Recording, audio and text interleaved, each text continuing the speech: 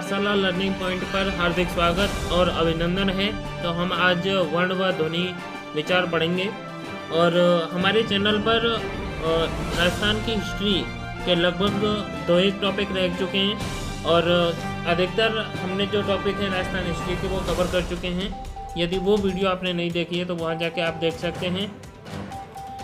तो दोस्तों, सबसे पहले मैं कहना चाहूँगा, यदि आपने इस चैनल को सब्सक्राइब नहीं किया है, रीट से संबंधित या आरपीएससी से संबंधित हम ऐसे ही महत्वपूर्ण मॉक टेस्ट वगैरह लाते रहते हैं। और आज हमारा जो उद्देश्य है वो उद्देश्य ये है कि हम एक प्रश्न के जितने भी उसमें ऑप्शन दिए हुए हैं उनमें प्रत्येक ऑप्शन को हम अच्छी तरह से पढ़ें और उनसे हम एक क्वेश्चन से हम 4 से 5 क्वेश्चन निकालें। वो हमारी आज का ये वीडियो है। हिंदी वर्णमाला में निम्नलिखित में से कौन सा स्वर नहीं है? देखो दोस्तों, आजकल की जो परीक्षा प्रणाली है वो नहीं पर आधारित ज़्यादा हो गई है। सन 2011 की मैं बात करूं तो 2011 से पहले जितने भी परीक्षाएं होती थी वो इसलिए होती थी कि अधिक से अधिक संख्या में विद्यार्थियों को राज्य कार्य से जोड़ा जाए, लेकिन उसके बाद जितनी भी परीक्षाएं होने लगी हैं वो उसके ऊपर आधारित नहीं है। वो उस अब स्थिति क्या हो रही है 2011 के बाद कि कितने लोगों को अधिक से अधिक संख्या में उस परीक्षा से बाहर निकाला जाए, ये स्थिति हो चुकी है। तो हम स्टार्ट करते हैं। तो हिंदी वर्णमाला में निम्नलिखित में से कौन सा स्वर नहीं है? कौन सा स्वर नहीं है? देखिए, पहले में है आ, दूसरे में है रे और तीसरे में है उ, उसके बाद है आ। ये के स्वर कितने होते हैं हमारे भाई हिंदी वर्णमाला में? तो हिंदी वर्णमाला में स्वरों की संख्या होती है दोस्तों 11। कितने? पहला आ स्वर होता है, आ स्वर होता है। दूसरा देखते हैं ली, तो ली नहीं होता, ली हिंदी में नहीं होता, तो होता कहाँ है? संस्कृत में होता है। संस्कृत भाषा का स्वर है ये ली। री भी संस्कृत का है, री भी कहाँ का है? संस्कृत भाषा का स्वर है। तो इसलिए यदि इन ऑप्शन में से बात की जाए तो ली नहीं है। उसके बाद अगले ऑप्शन की बात करूं मैं तो उ, ये दीर्घ उ है, इसलिए ये दीर्घ स्वर है और बड़ा आ यानी दीर्घ। हिंदी वर्णमाला के अनुसार मात्रा चिन्हों की संख्या, देखिए हमने जाना था कि कुल स्वरों की संख्या कितनी होती है 11, जिसमें ऐसे लेकर के हमने जाने थे ऐसे लेकर के और औ तक होते हैं, और ऐसे लेकर के औ तक। और यदि बात करें मात्रा की तो ए की कोई मात्रा नहीं होती। हमें कुल स्वर कितने होते हैं? कुल स्वर होते हैं 11। कुल स्वर कितने होते हैं? 11। तो 11 में से यदि हम एक घटा देंगे तो कितने हो जाएंगे? 10। तो हिंदी वर्णमाला के अनुसार मात्रा चिन्हों की संख्या कितनी होती है? 10। ऑप्शन 11। स्वरों की संख्या कितनी होती है? 11 होती है। तीसरा ऑप्शन गलत है। उसके बाद 25। अब देखिए 25 कुछ होते हैं वर्णमाला में 25 कुछ होते हैं। यदि आपको ज्ञात हो तो 25 क्या होते हैं? स्पर्शी व्यंजन होते हैं। 25 क्या होते हैं? स्पर्शी व्यंजन होते हैं। ठीक है, हम चलते हैं अब अगले क्वेश्चन की ओर। तो भाषा के 2 रूप कौन कौन से हैं? भाषा के 2 रूप कौन कौन से हैं? भाषा एक क्या है? विचार। विचार होने को 3 प्रकार से व्यक्त किया जा सकता है। होने को 3 प्रकार से व्यक्त किया जा सकता है। एक तो लिख करके, लिखित माध्यम से, दूसरा मौखिक माध्यम से या बोल करके, और तीसरा एक और माध्यम होता है सांकेतिक माध्यम, संकेतों के माध्यम से। तो हमें ये याद रखना है सांकेतिक माध्यम। हमें यदि प्रश्न आता है कि भाषा के रूप होते हैं कितने? 2। भाषा के इतने रूप होते हैं? 2 रूप होते हैं। पहला कौन सा? मौखिक भाषा, दूसरी है लिखित भाषा। आशा है आपके बात समझ में आ रही होगी। भाषा के 3 अंग कौन कौन से होते हैं? पहला होता है शब्द। पहला कौन सा होता है? शब्द। दूसरा होता है वाक्य और तीसरा होता है वर्ण। और यदि यह प्रश्न एक बार पूछा जा चुका है, होती है लिपि के लिए। लिपि क्या होती है? वर्णों के लिखित रूप के लिए निर्धारित प्रतीक चिन्ह लिपि कहलाते हैं। प्रतीकमाला लिपि कहलाती है। वर्णों का उच्चारित या भाषिक रूप लिपि कहलाता है। ध्वनियों के मिश्रित रूप की व्यवस्था क्या कहलाती है? लिपि कहलाती है। अब इसमें से हमें सर्वोत्तम उत्तर छांटना है। कौन सा उत्तर छांटना है? सबसे उत्तम उत्तर छांटना है। वर्णों के लिखित रूप के लिए जो प्रतीक चिन्ह निर्धारित किए गए हैं वो लिपि होती है। अक्षर कहलाते हैं, अक्षर कहलाते हैं। अक्षर किसे कहते हैं? तो अक्षर क्या वर्ण को कहते हैं? ध्वनि प्रतीकों को, स्वतंत्र ध्वनि प्रतीकों को जिनका उच्चारण श्वास के एक ही झोंके में हो जाए उन्हें अक्षर कहते हैं। देखिए दोस्तों, अक्षर और वर्ण में थोड़ा सा अंतर है, आप थोड़ा सा समझ लीजिए।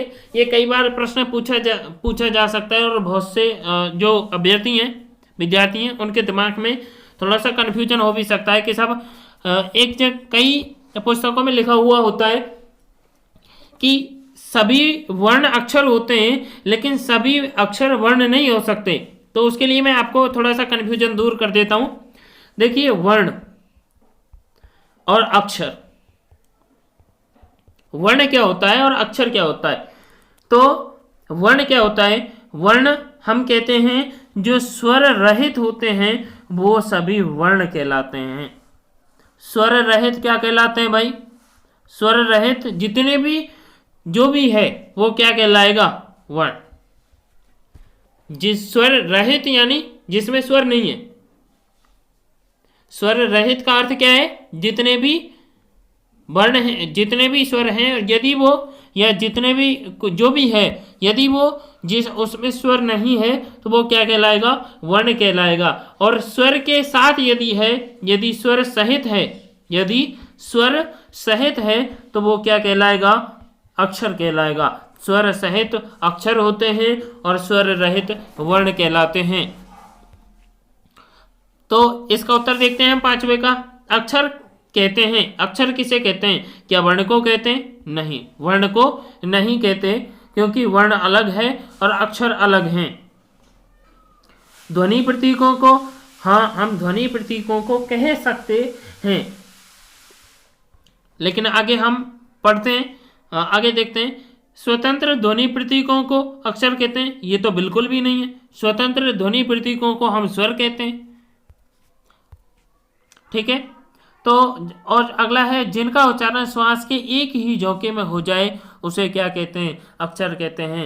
तो सही उत्तर, जो वास्तविकता में जो सही उत्तर होगा वो होगा चौथा, जिसका उच्चारण श्वास के एक ही झोंके में हो जाए वो उसे क्या कहते हैं? अक्षर कहते हैं। आगे चलते हैं छठवें क्वेश्चन की ओर। वायु के अवरोध के आधार पर वर्णों के प्रकार हैं। वायु के अवरोध के आधार पर, वायु के अवरोध के आधार पर वर्णों के प्रकार। तो वायु के अवरोध के आधार पर वर्णों के दो प्रकार होते हैं दोस्तों, स्वर और व्यंजन। स्वर और व्यंजन, तो ऑप्शन पहला सही हो जाएगा इसका, स्वर और व्यंजन। आगे दूसरा ऑप्शन वर्ण और अक्षर। अभी मैंने वर्ण और अक्षर आपको अच्छी तरह समझा दिए हैं। उन्हें कहते हैं दोस्तों जिनके उच्चारण में वायु अबाध गति से, यानी बिना रुकावट के सीधी निकल जाती है, उसे क्या कहते हैं? स्वर ध्वनियां कहते हैं। भाषिक ध्वनियों को क्या कहा जाता है? भाषिक का मतलब होता है बोलना। भाषिक यानी बोलकर जो ध्वनियां निकाली जाती हैं वो उनको क्या कहा जाता है? तो उनको क्या कहा जाता है? उनको कहा जाता है स्वन। उनको क्या कहा जाता है? स्वन कहा जाता है। ह्रस्व स्वर और दीर्घ स्वर, दो भेद कौन कौन से होते हैं? ह्रस्व स्वर और दीर्घ स्वर। उच्चारण में बोलने की मात्रा के आधार पर स्वर दो प्रकार के होते हैं, ह्रस्व स्वर और दीर्घ स्वर। तो ह्रस्व स्वर होते हैं अ, ई, उ, री। ये तो क्या है? मूल स्वर हैं। अ, ई, उ, री क्या है? मूल स्वर हैं। लेकिन इस ऑप्शन में देखते हैं हम कौन सा सही है। ऑप्शन कौन सा होगा? दूसरा, ह्रस्व स्वर। इसमें जो दिए गए हैं आ, ई, उ, री, इनको क्या कहा जाता है? मूल स्वर भी कहा जाता है। हिंदी वर्णमाला में मूल स्वर की संख्या कितनी होती है? 4। अ, ई, उ, री। अगला है 10वां क्वेश्चन। निम्न विकल्पों में से उच्चारण अवयव के लिए कौन सी परिभाषा उचित है? उच्चारण अवयव के लिए, यानी जिस स्थान से हम उच्चारण करते हैं किसी भी वर्ण का, उस उच्चारण अवयव के लिए या स्थान के लिए कौन सी परिभाषा उचित होगी? प्रश्न को कर रहे हैं तो उसके पहले आप चारों ऑप्शन देख लिया करें, उसके बाद किसी निर्णय। कौन सा? चौथा। क्योंकि उच्चरित होने वाले अवयव ये थोड़ी सामान्य है, ठीक है, लेकिन सर्वोत्तम, ये सर्वोत्तम पूछ रहा है इस प्रश्न में, वो सबसे उत्तम की पूछ रहा है, तो सबसे अधिक, सबसे उत्तम परिभाषा या सबसे सटीक परिभाषा जो होगी वो होगी कि उच्चारण करते समय वायु जिनके द्वारा बाधित होती है वो क्या कहलाते हैं, उच्चारण अवयव कहलाते हैं। ओके, तो आगे चलते हैं 11वें प्रश्न की ओर। उच्चारण अवयव होते हैं, देखो इससे ही रिलेटेड आ गया अगला क्वेश्चन, और ऐसे प्रश्न अधिकतर कभी कभी पूछ लिए जाते हैं, तो आप ध्यान रखें। उच्चारण अवयव होते हैं मुंह, जीभ, कंठ, जीभ तथा होठ। तो उच्चारण अवयव यानी जिस स्थान से बोला जाता है या जिसके द्वारा बोला जाता है, जीभ तथा होठ के द्वारा बोले जाते हैं। इन दोनों ऑप्शन में दोनों एक चीज अलग है, एक में है वायु बाधित होकर बाहर निकलती है और एक में वायु निर्बाध गति से बाहर निकलती है। तो इसमें जो ऑप्शन होगा वो होगा आपका, जिनके उच्चारण में वायु बाधित होकर के बाहर निकलती है उन्हें व्यंजन कहते हैं। बाधित यानी रुककर, बाधित यानी रुककर, जिसके बाहर निकालने में जो अंदर से जो हमने सांस ली है कोई शब्द बोलने में, तो वो जब रुक कर के बाहर आएगी तो उसको ही हम क्या कहेंगे, व्यंजन ध्वनियाँ कहेंगे। इस बारे में मात्रा या उच्चारण में समय के आधार पर स्वरों के कितने भेद होते हैं? स्वरों के 2 भेद होते हैं। कौन कौन से होते हैं? ह्रस्व और दीर्घ। ओके, आगे चलते हैं 14वें क्वेश्चन की ओर। दीर्घ स्वर कौन कौन से, दीर्घ स्वर कौन से हैं? देखो इनको आपको थोड़ा सा ध्यान से देखना पड़ेगा पेपर में भी कि दीर्घ स्वर कौन से होते हैं। दीर्घ स्वर बड़ा आ, बड़ी ई, बड़ा ऊ, ए, आई, ओ, औ और औ। इसमें देखो इसमें कुछ ज़्यादा दिए हुए हैं इसलिए ये सही होगा, हालांकि सही होने को ये भी है, ठीक है। तो इसमें ऐसा ना समझे कि ये दूसरा भी सही नहीं है, ठीक है। आगे चलते हैं। स्वरों का कौन सा वर्गीकरण नहीं होता है? स्वरों का कौन सा वर्गीकरण नहीं होता? देखो मात्रा के आधार पर हमने उच्चारण में समय की मात्रा के आधार पर हमने अभी जाना था ह्रस्व और दीर्घ होता है, ठीक है। अनुनासिक और निरअनुनासिक, आगत और परंपरागत, अंतस्थ और ऊष्म। तो स्वरों का कौन सा वर्गीकरण नहीं होता? तो अंतस्थ और ऊष्म वर्ण जो होते हैं ये अलग होते हैं, स्वर नहीं होते। अनुनासिक और निरनुनासिक स्वरों के भेद होते हैं, ठीक है। आगत स्वर होता है और परंपरागत भी स्वर होते हैं। स्वर कौन सा है? आगत स्वर की बात की जाए, आगत स्वर कौन सा है? तो ओ, ये वाला आगत स्वर है। उदासीनता शब्द में कितनी मात्राएं हैं? उदासीनता शब्द में कितनी मात्राएं हैं? तो उदासीनता में देखो छोटा ऊ लघु है ऊ, और उसके बाद धा में आके मात्रा लग रही है तो 2 मात्रा इसकी हो गई, और सी बड़ी ई की लग रही है तो 2 मात्रा इसकी हो गई, और उसके बाद 1 मात्रा ना की हो गई और 1 मात्रा ता की हो गई। तो 1 2 3 और 2 5 और 1 6, 6 और 2 8। तो कौन सा उत्तर हो जाएगा? 8। जीव के उत्थापित हिस्से के आधार पर, यानी जीव के उठने के आधार पर, उठने वाले हिस्से के आधार पर स्वरों के प्रकार कितने हैं? तो स्वरों, जीव के उठने वाले हिस्से के आधार पर स्वरों के 3 प्रकार हैं, अग्र, मध्य और पश्च है। अग्र स्वर यानी जीव के आगे वाले हिस्से के आधार पर जो स्वर बोले जाते हैं वो अग्र स्वर कहलाते हैं। ए, आई, ये अग्र स्वर हैं सभी। 20वां क्वेश्चन, मध्य स्वर है। तो अभी मध्य स्वर की तो हमने बात की, मध्य स्वर कौन सा है? एकमात्र स्वर जो मध्य स्वर है वो कौन सा है? अ है। पश्च स्वर कौन कौन से? पहला उ, ओ, औ, अंग, ओ, औ, आ और औ। ओके, तो स्वरों का अग्र, मध्य और पश्चिम का जो वर्गीकरण होता है वो इनके उच्चारण के समय जीव का कौन सा भाग ऊपर नीचे जा रहा है उसके आधार पर किया जाता है, लेकिन जीव इनके उच्चारण में वायु में अवरोध उत्पन्न नहीं करती। स्वर कैसे होते हैं? तो सभी स्वर हमेशा याद रखना अनुनासिक और निरअनुनासिक दोनों प्रकार के होते हैं। 23वां क्वेश्चन है अनुनासिकता है। अनुनासिकता का गुण किस में पाया जाता है या क्या होता है अनुनासिकता? तो अनुनासिकता होता है कि जब वायु मुख के साथ साथ नाक से भी निकले तो वो अनुनासिकता होता है। तो अनुनासिक स्वर कौन कौन से हैं? तो अनुनासिक स्वर कौन कौन से हैं? अनुनासिक स्वरों की बात कर रही है, तो अनुनासिक स्वर कौन कौन से हैं? तो सभी स्वर क्या होते हैं, अनुनासिक होते हैं। पर चिन्ह लगाया जाता है, तो अनुनासिक स्वर पर चिन्ह लगाया जाता है। हमने पहले भी आपको बताया कि अनुनासिक स्वर पर चिन्ह कैसा लगाया जाता है, ये वाला चिन्ह लगाया जाता है, ये वाला चंद्र बिंदु। जिन मात्राओं का कोई हिस्सा शिरोरेखा के बाहर नहीं निकलता है और वहाँ क्या होता है कि अर्धचंद्र बिंदु और उसके ऊपर बिंदी लगाई जाती है। मात्रा यदि बाहर ने शिरोरेखा के इस रेखा के ऊपर यदि नहीं गई है तो, और गई है तो सिर्फ वहाँ क्या लगाएंगे, बिंदी लगाएंगे। ठीक है, तो अनुनासिक स्वर का चिन्ह कौन सा होता है, तीसरा। अनुनासिक स्वर युक्त कौन सा शब्द नहीं है, तो अनुनासिक स्वर युक्त कौन सा शब्द नहीं है, तो अनुनासिक स्वर का अभी हमने वो चिन्ह पता किया।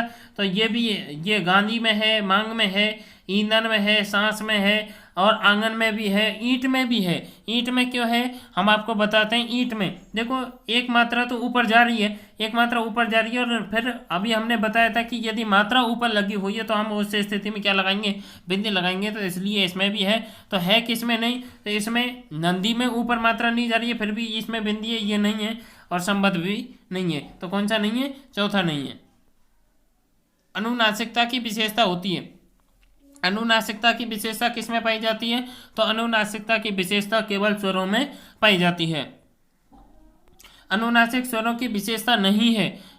अनुनासिक स्वरों की विशेषता कौन कौन सी हैं फिर, तो अनुनासिक वर्ण पहली बात तो मुख और नाक दोनों से बोले जाते हैं। ये दोनों मुख प्लस नाक से दोनों से बोले जाते हैं ये। उसके बाद इनके ऊपर क्या होती है, अर्धचंद्राकार बिंदी होती है, ये सही है। ठीक है, और उसके बाद अनुनासिक और निरअनुनासिक दोनों प्रकार के होते हैं। तो ये इसकी विशेषताएं। तो है कौन सा नहीं, ये नहीं है।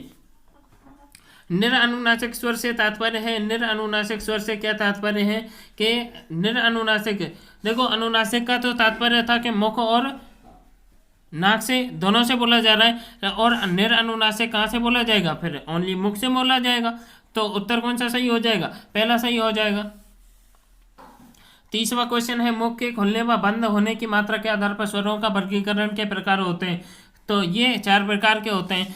देखो संबद्ध, समृद्ध, जो जिन स्वरों के उच्चारण मुख सबसे कम खुलता है उसे या फिर हम कह सकते हैं कि ढका हुआ रहता है उसे समृद्ध कहते हैं, और अर्ध समृद्ध कहते हैं। समृद्ध स्थिति से कुछ अधिक खुलता है उसे अर्ध समृद्ध कहते हैं, और सबसे अधिक खुलता है उसे विवृत कहते हैं, और उससे थोड़ा सा कम खुलता है उसे अर्ध विवृत कहा जाता है। ओके, अगले चलते हैं। समृद्ध तथा अर्ध समृद्ध का सही मेल है। समृद्ध तथा अर्ध समृद्ध दोनों की पूछ रहा है, तो यहाँ भी ई उ दिया हुआ है, और यहाँ ई उ दिया हुआ है। तो इसमें ये पूछ रहा है, तो समृद्ध होगा ई उ और अर्ध समृद्ध होगा ई उ। ठीक है, इसका ध्यान रखें आप। शीतल, सज्जन, श्याम, षटकोण, षटकोण में से प्रथम शब्द होगा। वर्णमाला के आधार पर ये पूछा गया है, तो वर्णमाला के आधार पर इसमें जो वर्ण, जो शब्द होगा वो होगा आपका, होगा कौन सा होगा, शीतल।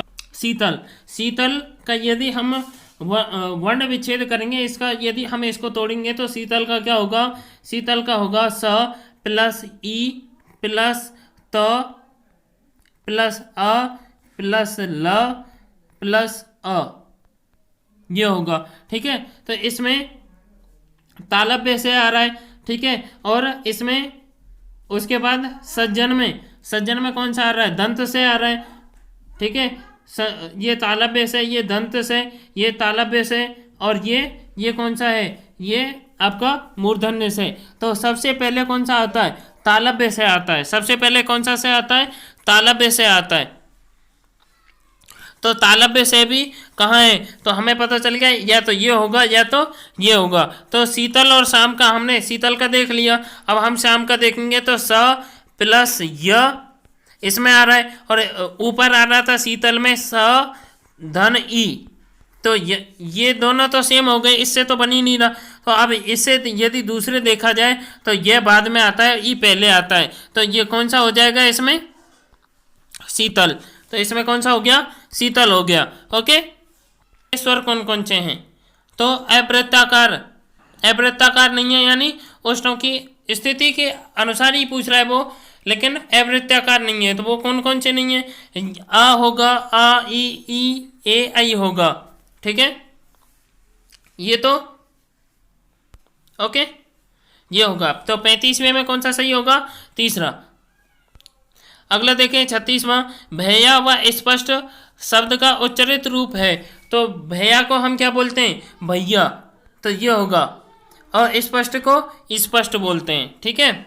उच्चारण स्थान से तात्पर्य क्या है? उच्चारण स्थान से तात्पर्य क्या है? तो उच्चारण स्थान से तात्पर्य होता है कि वह स्थान जहां उच्चारण अवयव पहुंचकर वायु को क्या करते हैं? बाधित करते हैं। तो इसमें से ऑप्शन कौन सा होगा? देखें आप, वह स्थान जहां से वायु निकलती है केवल मुख से, शरीर के सभी अंग नहीं। तो वह स्थान जहां उच्चारण अवयव पहुंचकर वायु को क्या करते हैं? बाधित करते हैं। तो ऑप्शन कौन सा होगा? सही, दूसरा। निम्न में से कौन सा असंगत है यानी गलत है, वो छांटना है। तो तालव्य से होता है, मूर्धन्य से, दंत से भी होता है, और कौन सा नहीं होता है? तो कौन सा नहीं होता है ये पूछा जा रहा है। ओके, अगला है सही सुमेलित कीजिए। तो स स स पहला, य र ल क ख ग ज फ क च ट त प। इसमें देखते हैं आप, इधर दिया हुआ है आगे स्वर, उसमें वर्ण स्पर्शी व्यंजनों के प्रथम अक्षर और अंतस्थ व्यंजन।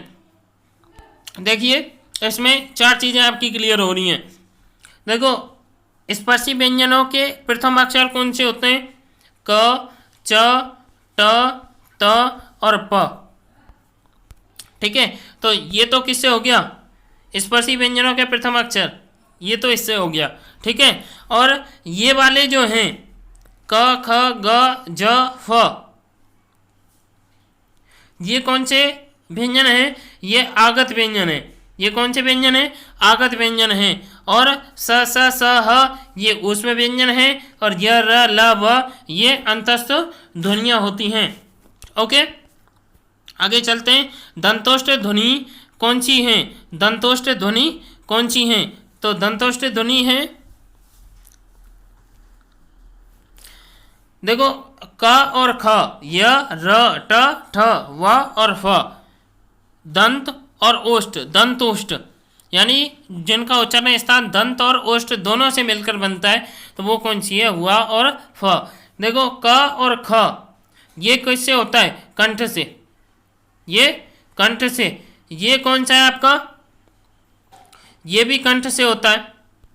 यह तो, और र अलग है, र रेफ वर्ण है इसमें। र रेफ वर्ण हो गया, होगा मूर्धा से।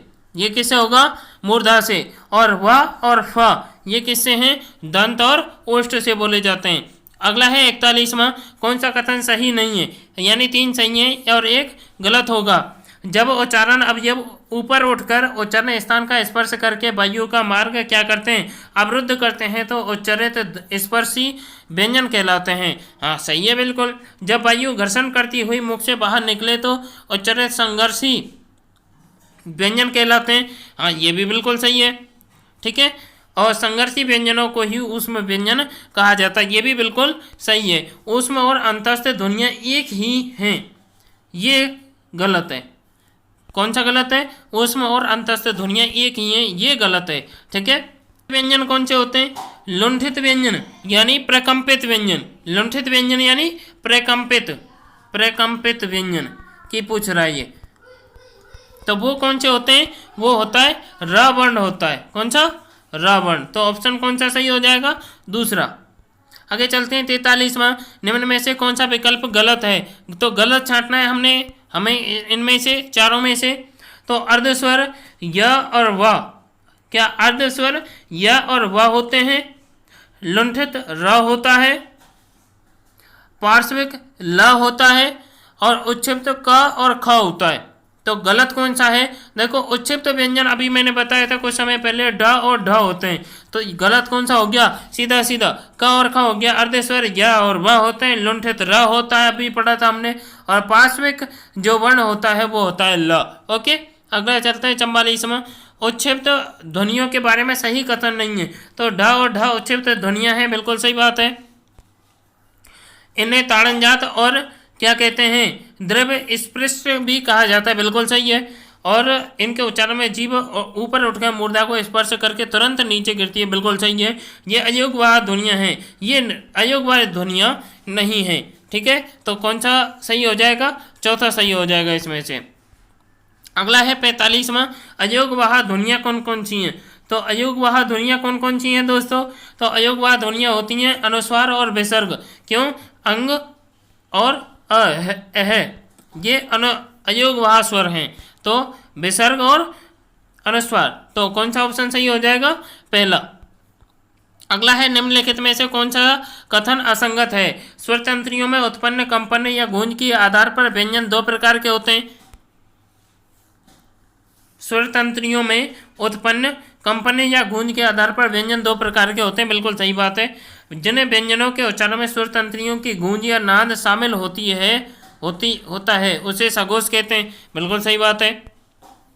जिन व्यंजनों के उच्चारण में स्वर तंत्रियों की गूंज शामिल नहीं होती वो अघोष होते हैं। बिल्कुल सही है, जिनमें शामिल नहीं होती वो अघोष होते हैं, जिनमें शामिल होती है वो सघोष होते हैं। ठीक है, और अगला है उपयुक्त सभी कथन सही हैं, ये बिल्कुल गलत है। तो हमें इनमें से असंगत छांटना था, तो चौथा इसमें सही है। निम्नलिखित में से अघोष ध्वनि नहीं है, तो निम्नलिखित में से अघोष ध्वनि नहीं है, अघोष नहीं है यानी वो कौन सी होगी? अघोष नहीं है तो फिर वो सघोष होगी। तो इसमें से कौन सा होगा? देखो क ख है, क ख अघोष ध्वनि, तो अघोष ध्वनि है, और पा फा भी अघोष है, और टा ठा भी अघोष है। तो अघोष कौन सी नहीं है? जा और झा नहीं है। अगला चलते हैं, सघोष व्यंजन होते हैं। तो सघोष व्यंजन कौन कौन से होते हैं? वर्ग के तीसरे, चौथे, पांचवें और य र ल व ह, ये कौन से होते हैं? सघोष व्यंजन होते हैं। तो ऑप्शन कौन सा सही हो जाएगा? पहला। 50वां, निम्न में से ड ध्वनि से युक्त कौन सा शब्द सही है? ड ध्वनि से युक्त कौन सा शब्द है वो सही है? तो वो कौन सा शब्द सही होगा? देखें तो इसमें जो शब्द सही होगा वो होगा सड़क। वो कौन सा होगा? सड़क। क्यों होगा वो आपको मैं बता देता हूँ आपकी नॉलेज के लिए, कि किसी ये डा ढा के बारे में बताया, उच्छिप्त डा ढा की ध्वनियों के प्रयोग के नियम के बारे में बताया गया है। तो वो कैसे देखें आप थोड़ा सा, कि किसी भी शब्द के प्रारंभ में नियम पहला है कि किसी भी शब्द के प्रारंभ में क्या नहीं आएगा? पहला डा ढा नहीं आएगा। ठीक है, पहली बात। तो दूसरी बात है कि आधे अक्षर के साथ साथ डा ढा का प्रयोग कभी नहीं होगा, आधे वर्ण के साथ डा ढा का प्रयोग कभी नहीं होगा। ठीक है, उसके बाद तीसरा जो नियम है वो है कि अंग्रेजी जो शब्द होंगे उनमें डा ढा का प्रयोग कभी नहीं होगा, अंग्रेजी शब्दों में भी नहीं होगा। ठीक है साहब। और चौथा है कि किसी शब्द में यदि उपसर्ग लग जाता है पहले, तो उसमें भी किसका प्रयोग नहीं होता? डा ढा का सामान्यतः प्रयोग नहीं होता है। तो इसलिए देखो ये डालिया स्टार्टिंग में हो रहा है उच्छिप्त व्यंजन का प्रयोग, तो इसलिए ये भी नहीं होगा, ये भी नहीं होगा। और रोड अंग्रेजी भाषा का शब्द है, इसलिए इसमें भी नहीं होगा। तो होगा कौन से में? तो चौथे में। ठीक है, आगे 50वां, निम्न में से कौन सा संयुक्त व्यंजन का उदाहरण नहीं है? निम्न में से कौन सा संयुक्त व्यंजन का उदाहरण नहीं है? कौन सा नहीं है? देखें, कुख्यात, स्पर्शी, मिट्टी और द्वंद्व। तो कौन सा नहीं है ये देखना है हमें। तो कुख्यात, स्पर्शी, मिट्टी और द्वंद्व, इसके ऊपर थोड़ा सा मैं एक्सप्लेन कर देता हूँ आपको पहले, जैसे आपको पता चल जाएगा। देखो संयुक्त व्यंजन क्या होते हैं? जहाँ दो या दो से अधिक व्यंजन स्वर रहित होकर के, यानी स्वर रहित होकर के किसी अन्य व्यंजन के साथ आए। ठीक है, तो इसमें दोनों व्यंजन अलग अलग प्रकार के होते हैं, तो वो संयुक्त व्यंजन होता है। वहीं द्वैत्व व्यंजन की बात की जाए तो जब एक ही व्यंजन एक बार स्वर रहित होकर के और एक बार स्वर सहित होकर के आए तो वो द्वित्व व्यंजन होता है। ठीक है, तो दोनों क्लियर हो गए। तो अब इसमें हमें पता चल जाएगा सीधे सीधे। तो 50वें में क्या होगा? निम्न में से संयुक्त व्यंजन पूछ रहा है, तो संयुक्त व्यंजन का उदाहरण नहीं है, तो 3 है, 1 नहीं है। देखो कुख्यात है, स्पर्शी है और द्वंद्व भी है। तो है कौन सा नहीं? मिट्टी नहीं है। कौन सा नहीं है? मिट्टी नहीं है। इसी प्रकार अगला निम्न में से द्वित्व व्यंजन का उदाहरण नहीं है। तो द्वित्व व्यंजन का उदाहरण नहीं है, कौन सा नहीं है, कौन सा नहीं है? तो देखो बच्चा है, 80 है और हल्ला है, तो कौन सा नहीं है? लक्ष्य नहीं है। 52वां क्वेश्चन है, निम्न में से एक अक्षरी शब्द नहीं है। देखो एक बार थोड़ा सा और मैं समझा देता हूं आपको कुछ नियमों के बारे में कि 4 अक्षरी क्या होता है, एक अक्षरी क्या होता है। तो इसके बारे में आप थोड़ा सा समझ लें पहले कि किसी भी शब्द के आरंभ में, किसी भी शब्द के आरंभ में स्वर के पहले जितने भी व्यंजन आते हैं, स्वर से पहले जितने भी व्यंजन आते हैं वे सभी अपने परवर्ती स्वर के साथ साथ मिलकर एक अक्षर की रचना करते हैं। जैसे हम देख सकते हैं क्या, एक क्या है, ये एक अक्षर है और क्यारी, इसमें क्या धन री बराबर 2 अक्षर हैं। ओके, उसके बाद दूसरा नियम है कि किसी भी शब्द के अंत में, किसी भी शब्द के अंत में यदि एक या एक से अधिक व्यंजन आए हों तो वे सब अपने ही किस में बदल जाते हैं? पूर्ववर्ती वाले जो स्वर है उसमें मिलकर के अक्षर की रचना करते हैं। जैसे उपलक्ष्य है, उपधन लक्ष्य, यानी 2 अक्षर हो गए। आकस्मिक है, आकस्मिक में 3 अक्षर हो गए। ठीक है, अगला नियम कि यदि किसी शब्द के मध्य में, यदि किसी शब्द के मध्य में एक से अधिक व्यंजन एक साथ आए, मध्य में एक से अधिक व्यंजन एक साथ आए, तो इन संयुक्त व्यंजनों में से केवल पहला जो व्यंजन होगा वो अपने पूर्ववर्ती स्वर के साथ मिल जाएगा और से सभी परवर्ती के साथ मिलकर के अक्षर रचना करते हैं। तो जैसे हत्या, हत धन, जैसे हत्या, जैसे हत्या, तो हत्या का क्या बने? हत धन या, तो इसमें एक अक्षर तो ये हो गया और एक अक्षर ये होगा। तो ठीक है, ये सिंपल से नियम थे। तो अब हम इनको हल करते हैं। 51 को, निम्न में से ये 52 को, द्वित्व व्यंजन का उदाहरण कौन सा नहीं था? तो द्वित्व व्यंजन का उदाहरण लक्ष्य नहीं था। निम्न में से एक अक्षरी शब्द नहीं है, निम्न में से एक अक्षरी शब्द नहीं है। तो एक अक्षरी शब्द नहीं है, तो अभी हमने जाना शस्त्र नहीं है। इसमें आ है, क्या है, आग है। तो 53 4 अक्षर वाला कौन सा शब्द नहीं है? तो 4 अक्षर वाला कौन सा शब्द नहीं है? तो अनिवार्य जो शब्द है वो 4 अक्षर वाला नहीं है। अगला है 54वां क्वेश्चन, महाप्राण ध्वनियां होती हैं, महाप्राण ध्वनियां होती हैं। तो महाप्राण ध्वनियां कौन कौन सी होती हैं? तो वर्ग के दूसरे, चौथे तथा स है जो होती हैं वर्ण, वो महाप्राण ध्वनियों में आते हैं। इनके अलावा जितने भी बचते हैं वो किस में आते हैं? अल्प प्राण में आते हैं। तो कौन सा उत्तर सही हो जाएगा? वर्ग के दूसरे, चौथे वर्ण तथा स ह ये किस में आते हैं? महाप्राण ध्वनियों में आते हैं। अगला है हिंदी वर्णमाला में संयुक्त व्यंजन का कौन सा विकल्प अशुद्ध है? देखो क प्लस स 6, क प्लस स बराबर 6 बनता है, सही है। ज प्लस, देखो ये ऐसे बनता है, ज प्लस ए बराबर ग बनता है। ठीक है, ये सही होता है, लेकिन ये इसमें गलत है, तो ये अशुद्ध ही पूछ रहा है। निम्न में से कौन सा विकल्प अशुद्ध है? गलत की पूछ रहा है ये, तो कौन सा विकल्प अशुद्ध है? तो ए क्या कंठ तालु है? ए क्या कंठ तालु है? ओ औ क्या कंठोष्ठ है? वह दंतोष्ठ है क्या? और है मूर्धा है। तो 56 में क्या होगा?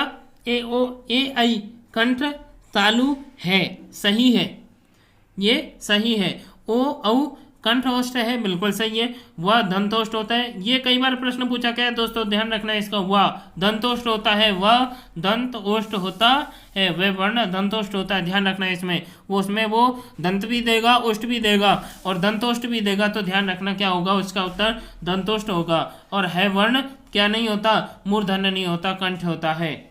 शब्दकोश में सबसे पहले क्या मिलेगा? शब्दकोश में सबसे पहले क्या मिलेगा? तो पहले कंगन, आप हल करके देख सकते हैं। ओके, तो शब्दकोश में सबसे पहले क्या मिलेगा? कंगन मिलेगा। उसके बाद 58वां क्वेश्चन है त्रय शब्द शब्दकोश में किस शब्द के बाद मिलेगा? तो त्रय शब्द किसके बाद मिलेगा? देखो त्रय जो में बनता है ये त प्लस र प्लस आ के बाद बनता है। तो इसलिए तो इसमें जो आंसर होगा वो होगा त्योहार। इसको आप हल करके देख सकते हैं। इसकी जो पीडीएफ है वो मैं नीचे डिस्क्रिप्शन बॉक्स में दे दूंगा, वहाँ इसकी लिंक, वहाँ से आप इसे डाउनलोड कर सकते हैं इस पीडीएफ को, ठीक है। कौन से शब्द में चंद्र बिंदु का अशुद्ध प्रयोग हुआ है? तो कंठ में हुआ है। देखो दोस्तों, तो चंद्र बिंदु क्यों हुआ है? किस शब्द में चंद्र बिंदु का अशुद्ध प्रयोग हुआ है? तो कंठ हम ऐसे लिखते हैं, ये सही है, इस प्रकार से ये बिंदी आती है, ठीक है। पार्श्विक ध्वनि कौन सी है? तो पार्श्विक ध्वनि की यदि बात की जाए तो पार्श्विक ध्वनि होती है, 60वें क्वेश्चन की बात की जाए, पार्श्विक ध्वनि होती है ल, ठीक है। यह वह वर्ण कहलाते हैं, यह और वह वर्ण कहलाते हैं, अर्धस्वर कहलाते हैं। निम्न शब्दों में से अयोगवाह ध्वनि का प्रयोग नहीं हुआ है।